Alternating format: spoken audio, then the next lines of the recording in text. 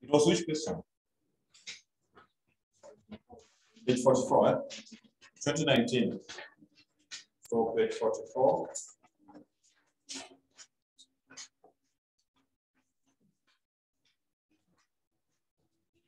So this is May 2019.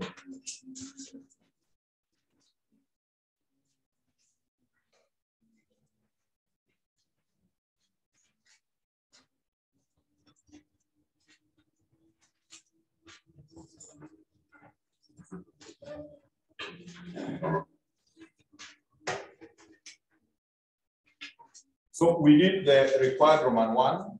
We did the required Roman 1. Roman 1 was goodwill. Roman 1 was goodwill, which we calculated. So we were to prepare the consolidated statement of financial position. So how are we going to go about it? We are going to add all of them. Sure. G, S, and A. Because at the end of the year, A had already become a subsidiary. Sure. So you will just consolidate for all of them. Let's do that. So right there, G group. So G group. Consolidated statement of financial what? Position. As at 30th September 2018. 30th September 2018.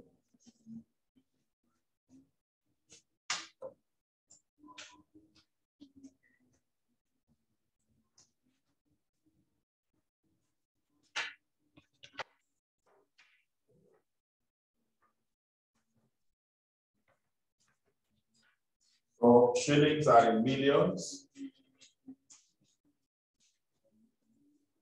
Shillings are in millions. I have to prepare you mentally. I will not take long in the class because I just want to finish this question because our next step is what? Cash flow. So I cannot stand here for almost 1 hour dictating theory for cash flow and format. So what I'm going to do, I'm going to share right now because that is something we are doing on Wednesday. You can take the notes with a direct method and indirect method. So once we are done with this question, I share with you the notes. They are like 3 pages. You write between now and Wednesday, then Wednesday becomes a question. I think that will save us. So those people who are busy, give us figures. So prepare your calculator. So once we're done with this question, we're just done. So non-current assets.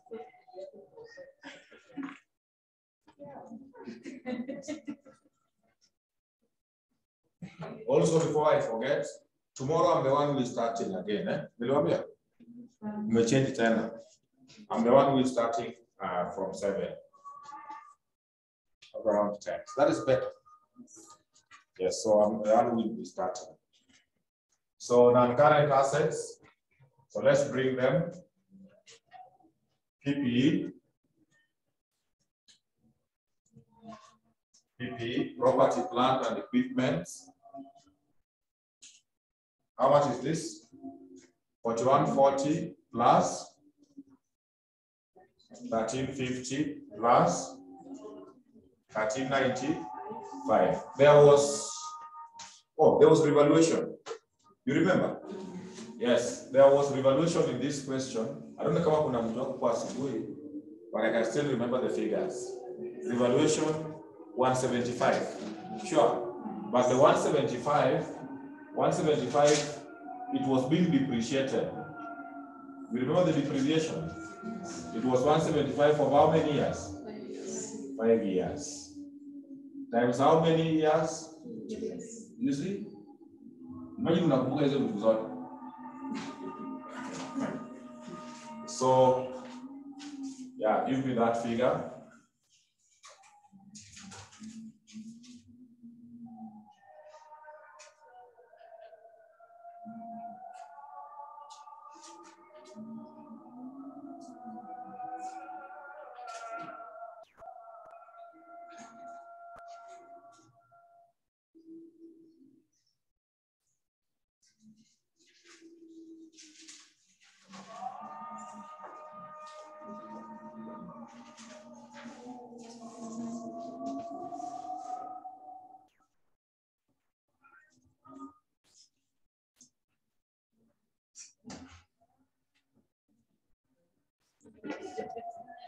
69.55.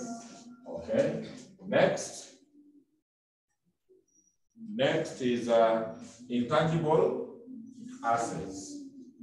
So intangible assets, we earn 891 plus 540 plus 158.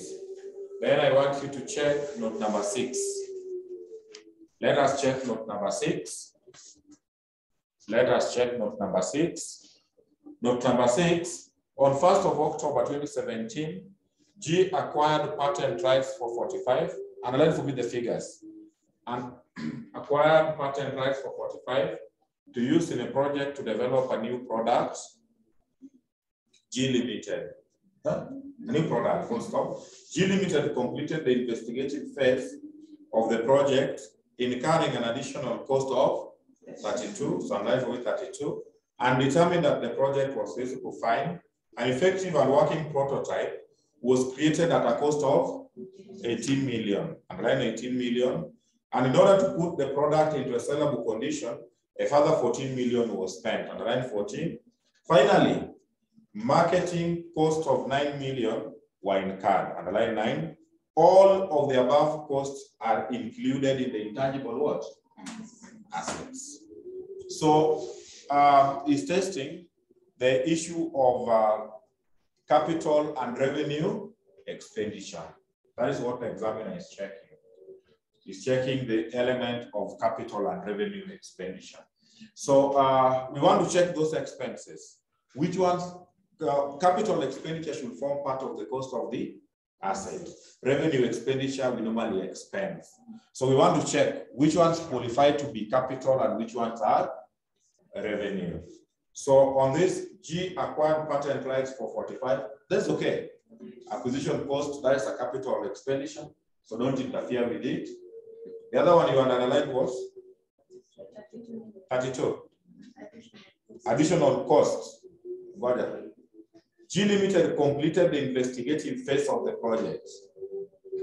No. Investigative phase of the project, incurring additional cost of 32. Can that one be capitalized? Investigative cost? Never. That's a revenue expenditure. You at all. People can investigate for revenue or part per DM. What want to investigate how this thing can be.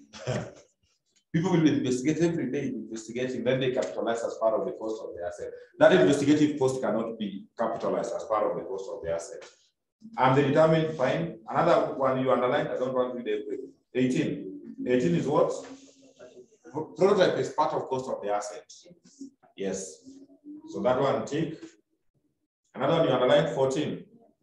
In order to put the into a seller, that's okay.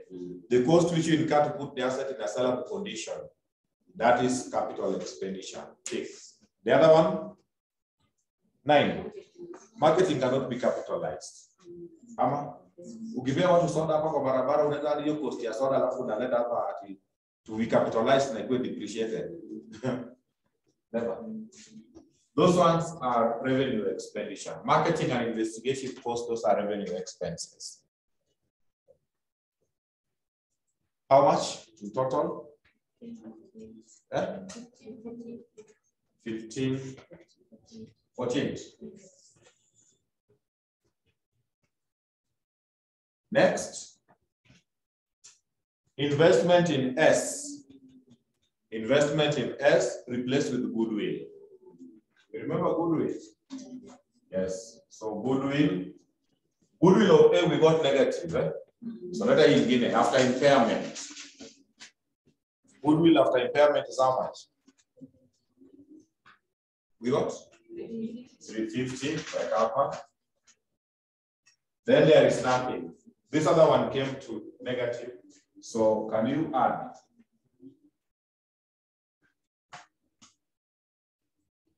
Kindly add. Yeah? 18.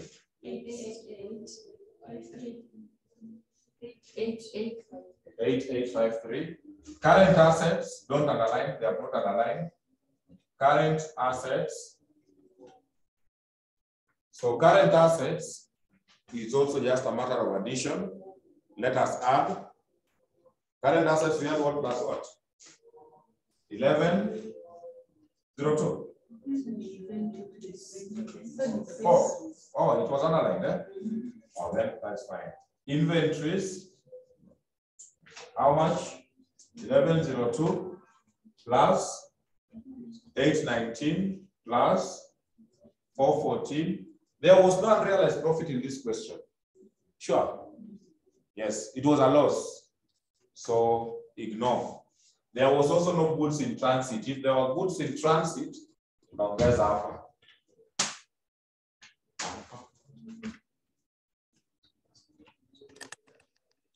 23, 35. Then we have receivables. Receivables, we add 2016 plus 891 plus 486. Was there intergroup balance? Someone owing someone? Nothing. Okay. Add.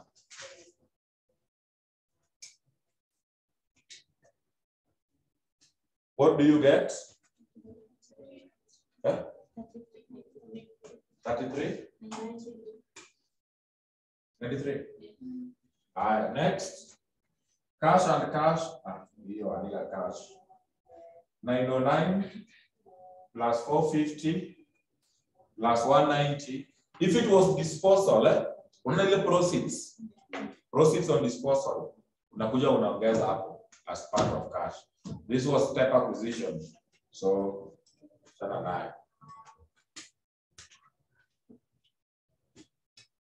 much? 1049. 1549. Nothing else. Total assets.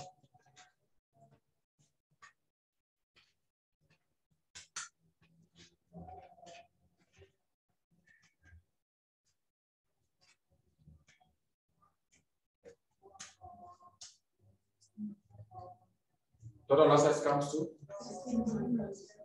16,130. Equity and liabilities.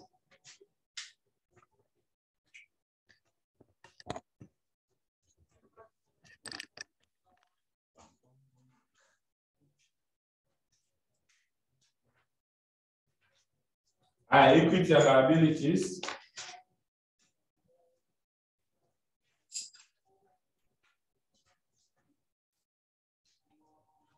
Ordinary share capital, parent only.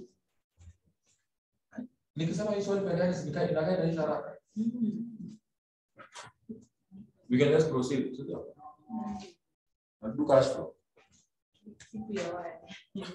Tufanye swali bila notes. It's possible. Ordinary share capital, parent only. 41.40. Share premium, parent only.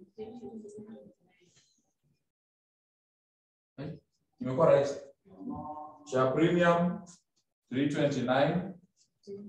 Retained earnings will wait.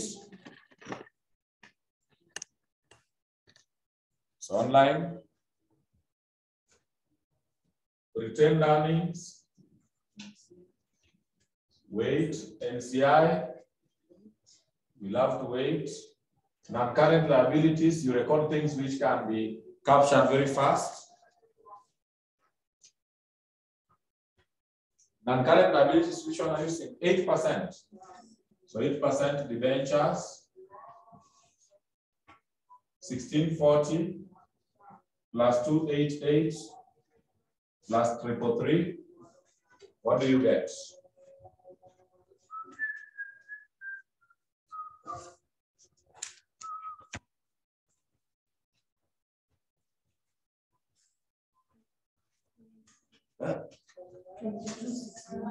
2261. Then we have deferred tax, 1187, 265, 243. How much is that?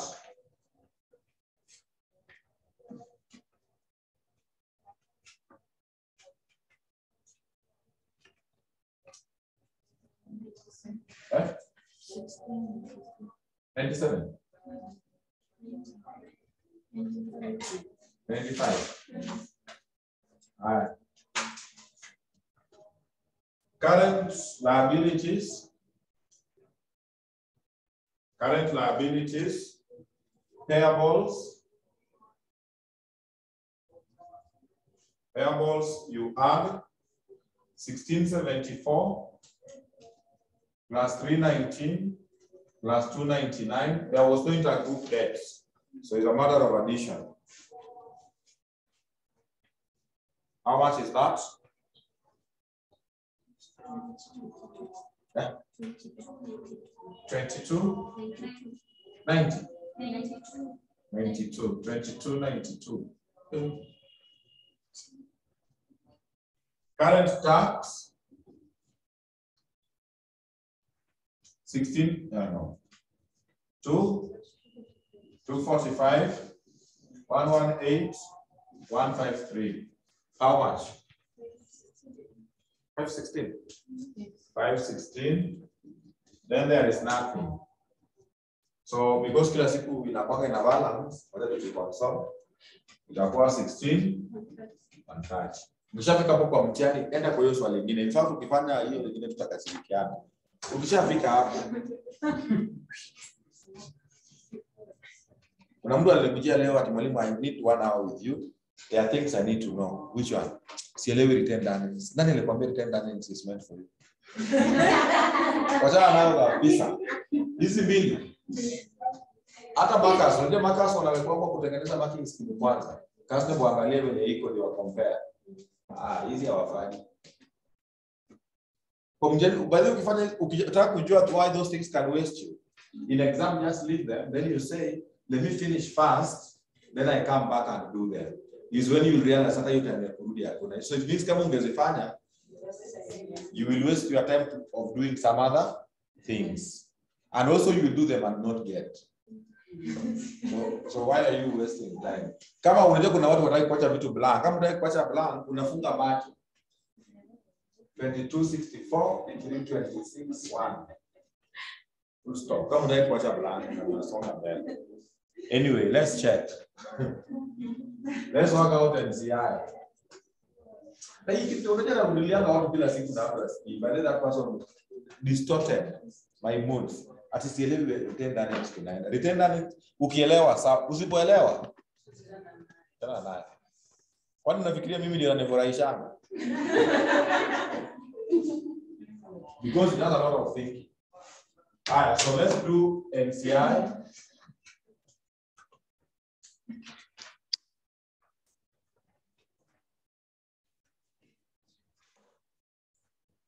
Unaona kwa group vitu unafaa kujua ni hizi. These are what you need to know first. This one and this one. Hiyo weke sure bet. Hapa unajua tunatoanga nini? Hiyo ujue. Hapa unajua tunatoa intergroup what? Debt. Hapa tunaweka cash in what? Transit.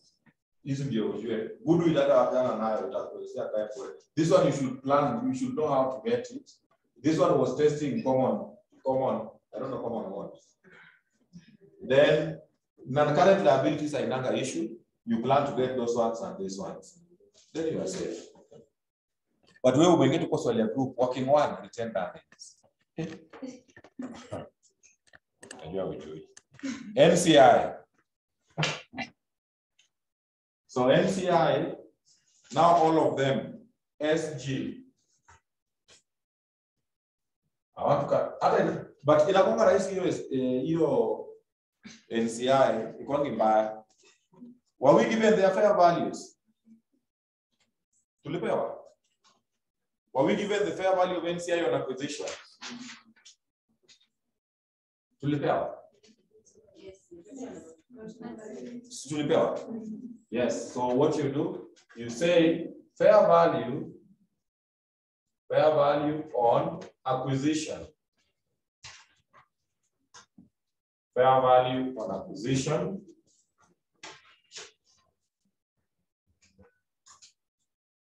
S, how much was the fair value of minority in S? 200. And this other one was 250. So that's the standpoint.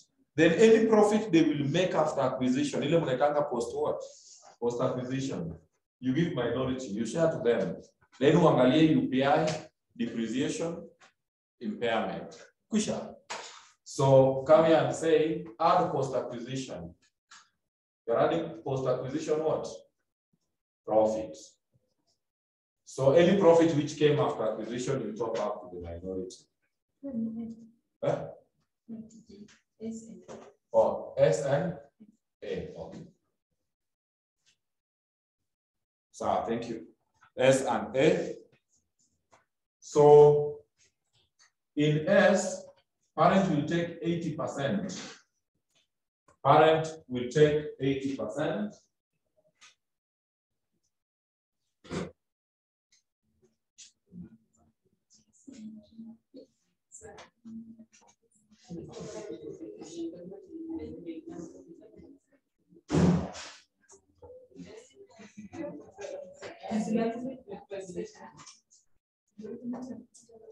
So parent takes 80% of post, just check the profit, the closing profit.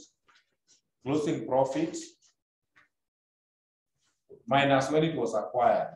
Closing is how much? Return at 1900. Eh? So take 19 minus, not 1. When we acquired that company, their return earnings stood at 16. 1650? Yes. Yes. To make us here 80%, minority should take 20. 20, not 8. Parent is the one who is entitled to that.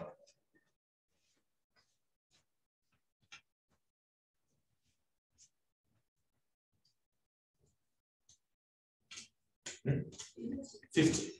So top up 50. Let's go to A. Minority in A will take what percentage? 25. See, after the top up, it came to 75. So they'll take 25 in bracket. How much is the closing for A? 625. Minus. When we acquired A, the day it became a subsidiary. What was the return earning? 525. Sure. Yes, it was 525.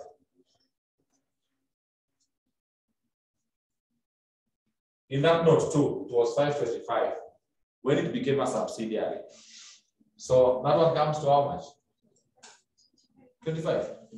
Top up 25. Go for those 3 items I always preach about. 1, UPI, other equal, ignore. 2, impairments. Impairment? Yes. But was it full method? Yes. See, this we call a fair value of minority. Yes, it was full, so they share. So impairment loss, minority contributed to goodwill determination, they will also share dividend. Sorry, impairment. So 20%, I remember impairment was 150. Was it 150?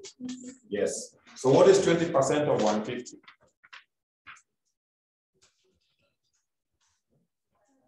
30. So 30, you subtract. It was not there. Depreciation, yes. Ilikuwa asset ya S. Depreciation was 175 divided by 5 for how many years? 3 years. NCI will take 20% of that figure. 175 over 5 times 3, 105 times 20, 81. 21. So subtract 21. I'm going to get So it's just, if the fair value was not there, you go for equity. Equity, then you take the same thing, post-acquisition basis in you. The first MCI is coming to how much? 199. The first one is 199. How about the second? 275. Yes. 275. Combined MCI? 474. Unless someone has a question. So if that is okay with you, go and take it to the, here, 474. Fix for me the retained earnings. Then we can do a working to that effect.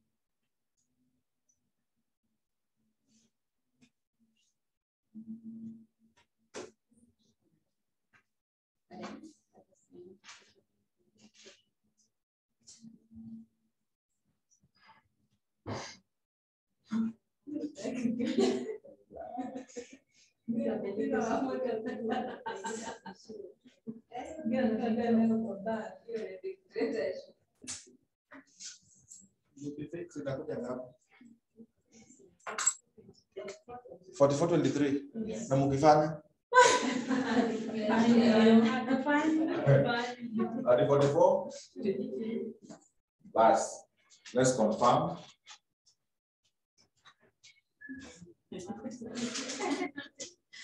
Let's check how it can be.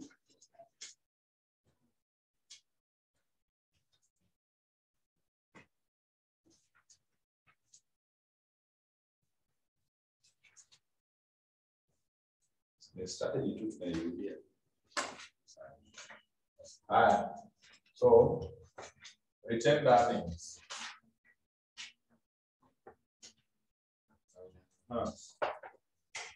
G. So balance carried down. Angalia G. In the balance sheet, in the statement of financial position, how much is the retained earnings of G so that we add all of them? G. G is 40.28. Then for these two, you bring post. So post acquisition profit. For S, now is the 80%. Just what we have calculated somewhere here. 1900. 19 minus on acquisition was 1650. Yes. So parent give the parent 80. Minority has gone with the 20. So minority give them 80%. 80% of that comes to how much?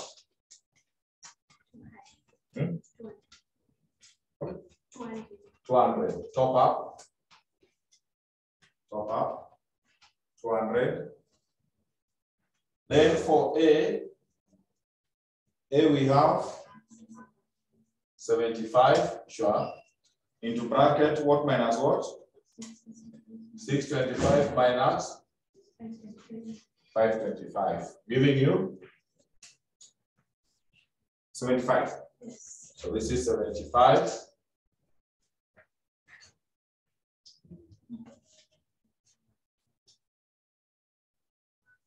Then, what else?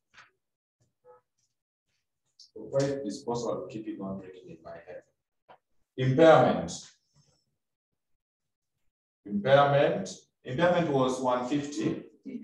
Minority died with the 20, give them 80.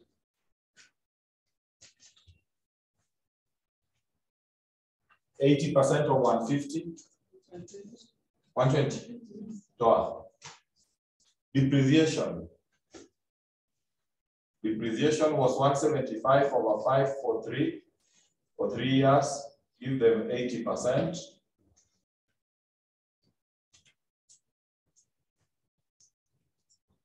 Hmm? 84. Toa. What else can be named? There's something. Check for me this.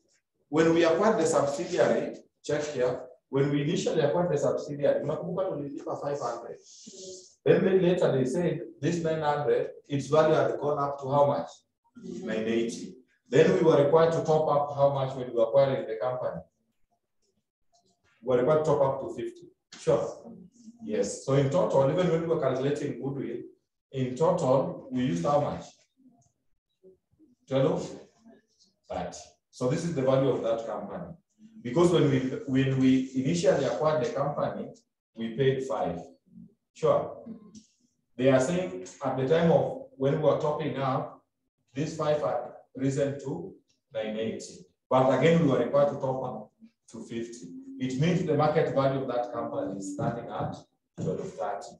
But check the book value, investment at the end of the year, check on current assets. You'll see the investment in A at the end of the financial period is 900. So the book value of the investment is 9, but market value is how much? 1230. That gain must be recognized.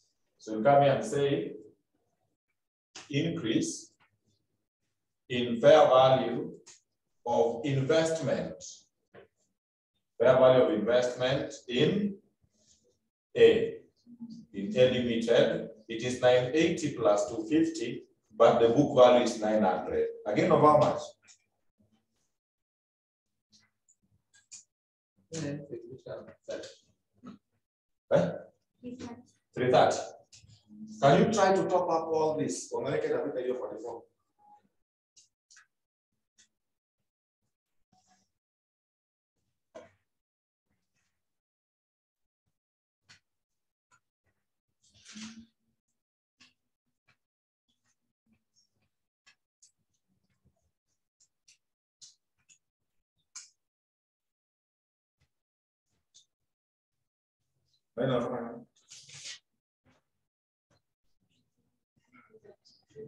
Oh, there was negative goodwill.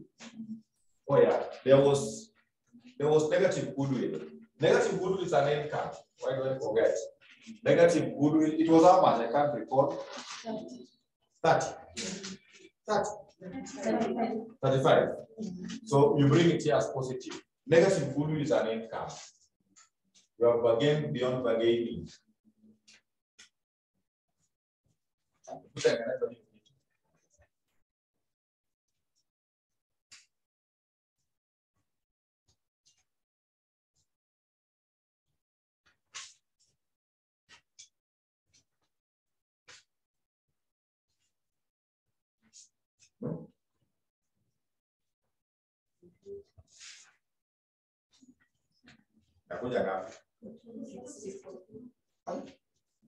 What else have I not captured? Oh, again. You have to check here. To subtract these two. So these two subtract because they are revenue expenditure. In fact, if you pay 44, 64 minus this. Minus 44.23, it should be these two figures. Yes. Huh? Yes. So let happen. Revenue expenditure. Zile tulikuwa tunatoa kwa assets. 32 plus 9. 32 plus 9 is 41. So if you go here 44, 60, whatever, minus those revenue expenditure. Right? How much is that? 44, 23. Alafu unaenda kungangana kwa mtende kitu kama hiyo. Upate wapi?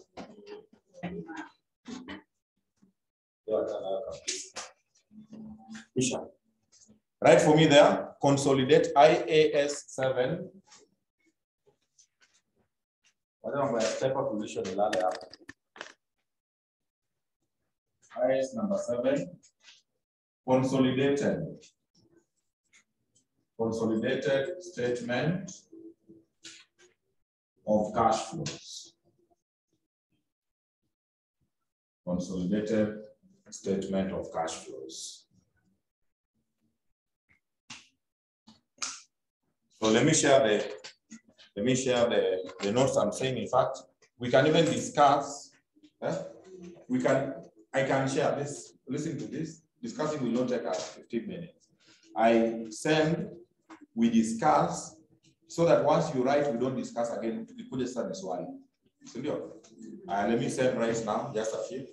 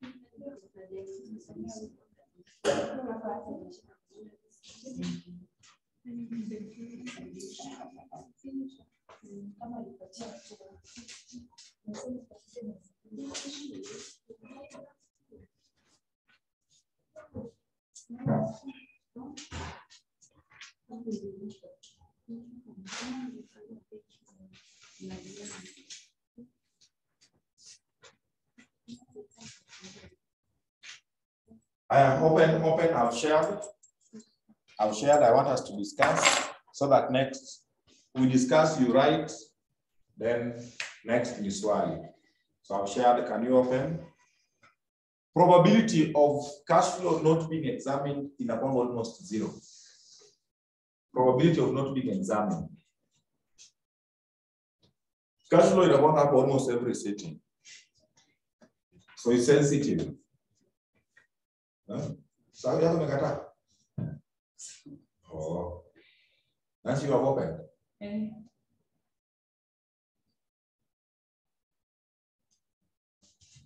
So as I want us to discuss, then back in the slide. So IS number 7, consolidated statement of cash flow. The objective of IS number 7 is to require the presentation of information about the historical changes in cash and cash equivalents of an entity by means of statement of cash flow. So how do we present? Cash flow must be analyzed between operating, investing, and financing activities. So operating activities are the main revenue generating activities. They include sales, cost of sales, administrative, selling, and distribution. So those are what you consider to be part of operations. It also includes cash received from customers and cash paid to suppliers and employees. So those are what revolves around cash operating activities. Investing activities are the acquisition and disposal of long-term assets and other investment that are not considered to be cash equivalents. So when we will be calculating investing activities, you concentrate on acquisition and disposal of non-current what? Assets. That is what you consider. Acquisition and disposal of assets when we are working out investing activities. Then financing are activities that alters the equity capital and borrowing structure of the entity. So financing, when we'll be calculating financing activities, you go to equity and non-current liabilities, mostly. So you check the alteration of capital structure, the borrowings, and all that. Note, interest and dividends received and paid may be classified as operating, investing, or financing cash flows, provided they are classified consistently from period to period. So they can be captured under any. Those three, we are allowed to maneuver. You can classify them under any, but in practice, once you have adopted one way of treating them, you make sure you are consistent in that application. Cash flow arising from taxes on income are normally classified as operating unless they can be specifically identified with investing and financing activities. So taxes are purely under operations, but dividends, interest, you can maneuver in any of those three. An examiner will not back you wrong. In our company, we are consistently classifying them the way you have seen I've done above. Methods for presentation. So we have two methods of preparing cash flow. So of these two, we have the indirect and direct. From experience, students normally fear direct method. In section here, where we are, I don't know if section is this one. Is really advanced. Here, they normally dictate the method they want you to use. A book last sitting, a book Perus to relax the dog, a book Yangalis while you're last sitting, because cash flow must be there. Just tell me which method they were talking about. Lazima to what? Mostly they do dictate, so you will have to know how to apply both. Don't die with one. Which are on the page? Page 9. Umesema aje ama umedigezea tu ndio time hiyo. Emuso. Required, unasema tu required. Using indirect method, yes. So who knows? They will say direct method this setting. So I will emphasize. Even I can, if I had time, I can take you through. Without that, you're using direct. And they know students fear that direct method. So I will urge you before when we start, just embrace the two methods.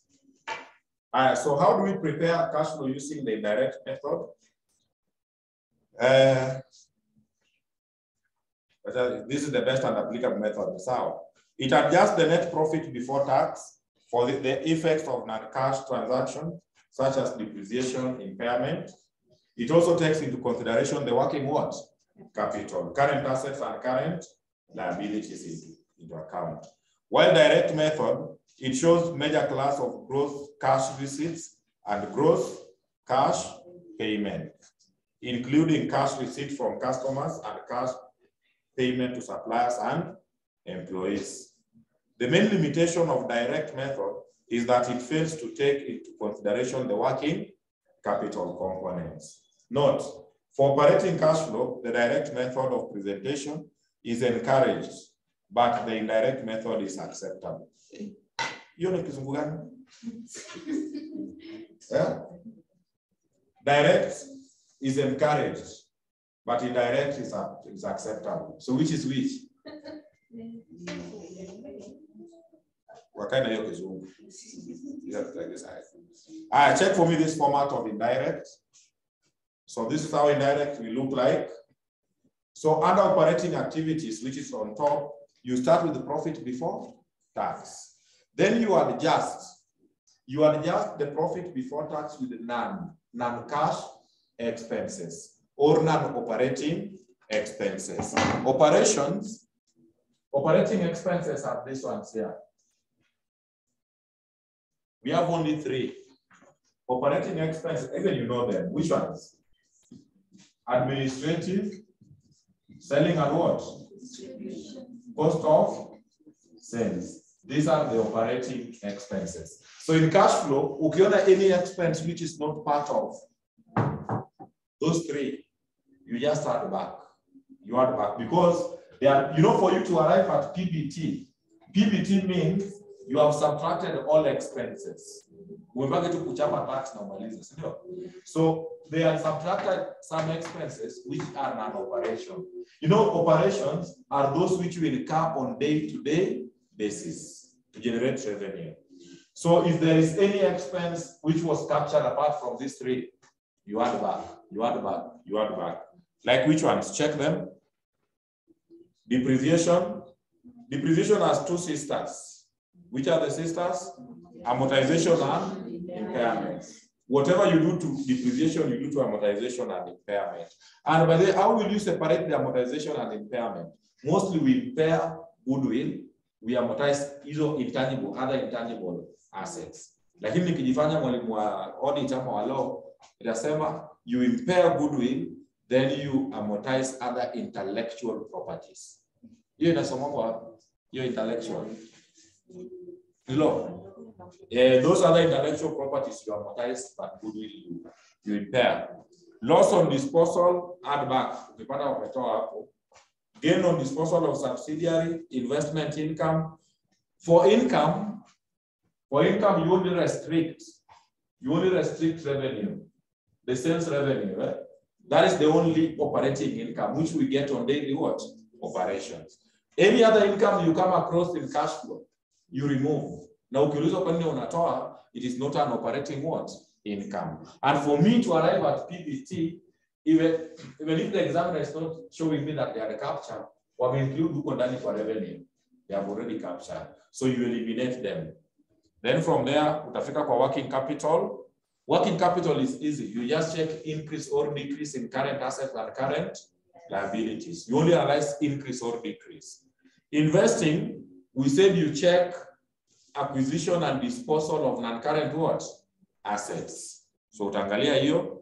Financing, by the time utaandika utaelewa. Financing, you just check the share capital. Issue of shares, dividends which you paid, loan acquisitions, loan repayments, and all that. So with that brief, utatengeneza hiyo indirect. Let's check the direct method, which is the last issue. And a direct method, operating activities, you just give us cash received from customers, cash paid to employees and suppliers, then tax paid, then it is over. That is operating. NB, investing and financing activities are similar in both approaches. So they only differ in operations. Hiyo indirect ukiangalia na kaka kadogo, lakini ndio unyoroshe hizo kwa cash received from suppliers. Watu wanafanya tax can attest to us. Mkifanya incomplete records in taxation, utafuta credit purchases, sijui what. Si kuna story kama hiyo kwa tax? Yes, so for you to get those purchases, ndio utafute suppliers and everything. You'll have to do those reconciliations. That is why I discourage. There are some questions which are open, not always they dictate. Some questions are open. They just tell you to prepare consolidated cash flow. So you choose whichever format makes you happy. So if the question is open, we'll always go for indirect. So what you do, copy for me those notes, then andika illustration. Nitaanza na hiyo ya last sitting. Hiyo level last sitting. That is the one I'll start with. Andika hapo hiyo question. Wednesday is hakuna kusoma fanya swali. Sawa? So siniwaache because kesho tuko na class. Tomorrow we have that our combined class for employee benefits. Tutachapa from 7 to 10. Alafu hao ni wengine wajipanga. Sini wiki na next week peke yake. Then I will start now working freelance. Hata nitakuwa nakuja town na slippers. Yes. I think you online, you can just check out. Mpike sapa.